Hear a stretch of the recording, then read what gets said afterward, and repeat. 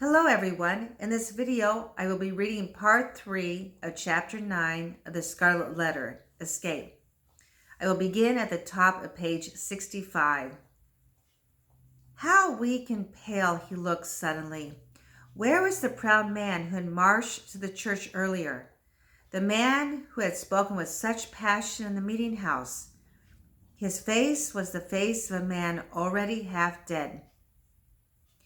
One of the other priests, old Mr. Wilson, stepped forward to offer his help, but Mr. Dimmesdale waved him away. They were near the scaffold now, and there stood Hester Prynne holding little Pearl's hand.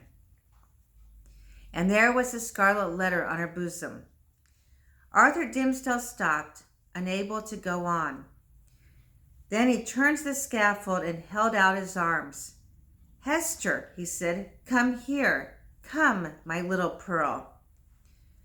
His face had the look of a man, both sad and joyful, who had finally won a battle inside himself. The child ran to him and threw her arms around his knees.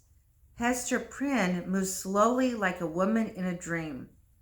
Also came near, but paused before she reached him.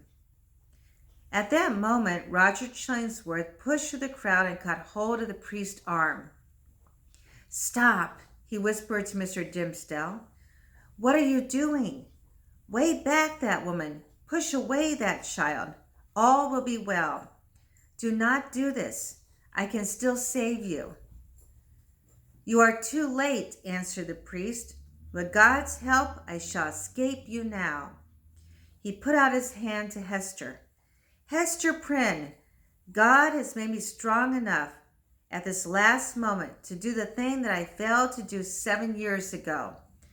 Come now and be strong with me. Come and stand with me on the scaffold." There was a great excitement in the crowd, but the priests and magistrates could not believe what they were seeing, and they remained silent. They saw the young priest with Hester's arm around him and his hand holding little Pearl's hand. The three of them climbed the steps of the scaffold and were followed by old Roger Chillingsworth. "Is this the only place that you could find to escape from me?" whispered Chillingworth. "The scaffold?" "It is God who led me here," said Mr. Dimmesdale, "and I thank him for it." But he trembled as he turned to Hester. "Is this not better than what we planned in the forest?" "I don't know," she replied hurriedly. "Better? We may both die, and little Pearl may die with us." "God will decide, but he is merciful," said the priest. "Let me do now what God has told me to do. I am a dying man, Hester. Let me accept my shame before I die." He turned and looked down at the crowd. "People of New England," he cried, "you who have loved me, look at me now as I stand here with this woman. For 7 long years you have called her a sinner and hated her. You have seen the scarlet letter on her bosom and have crossed the street to avoid her. But there has been someone living among you whose sin and shame you have not known." He stepped forward away from Hester and the child. "God knew him, the devil knew him, and now at the hour of his death you shall know him. He stands in front of you.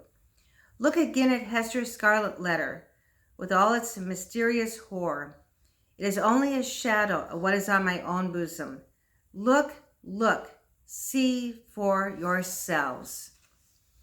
And he pulled open his shirt for them to see his chest. Cries of horror came from the crowd.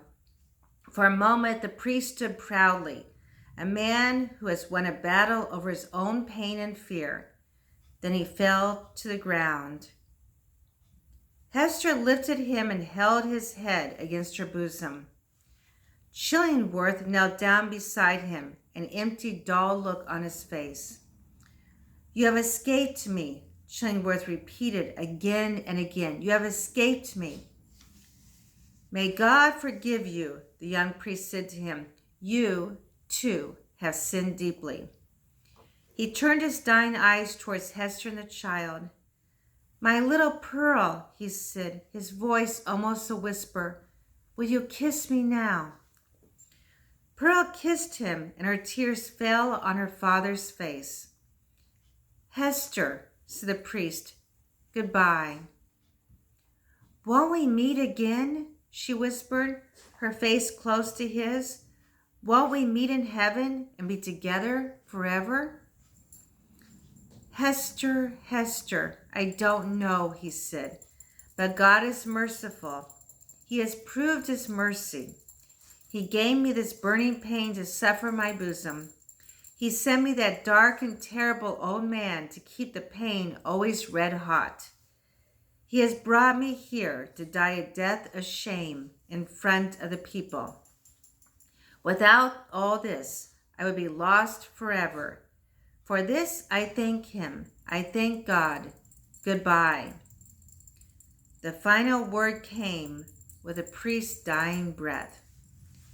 And this concludes part 3 of chapter 9 of the Scarlet Letter. I hope you've enjoyed this video. Thank you.